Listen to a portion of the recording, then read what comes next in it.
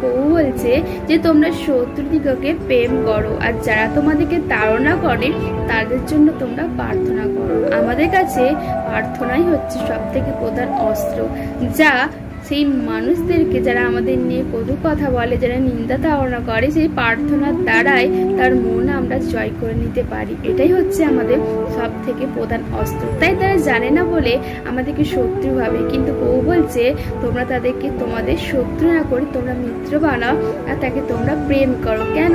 কারণ সৃষ্টিকর্তা ঈশ্বর কিন্তু সবাইকে সমান চোখেই দেখে, তার কাছে ভালো মন্দ কিন্তু কিছু হয় না, কারণ তিনি সকলের জন্যই কিন্তু যেমন সূর্য ওঠে আর সকলের জন্যই কিন্তু বৃষ্টি দেয়, কিন্তু ঈশ্বর কিন্তু বেছে বেছে কাউকে কিন্তু প্রেম করে না।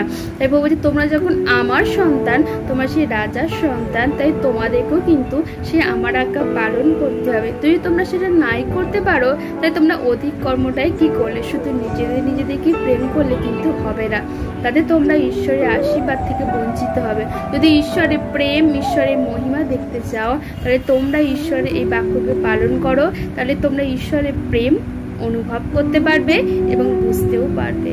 আমেন।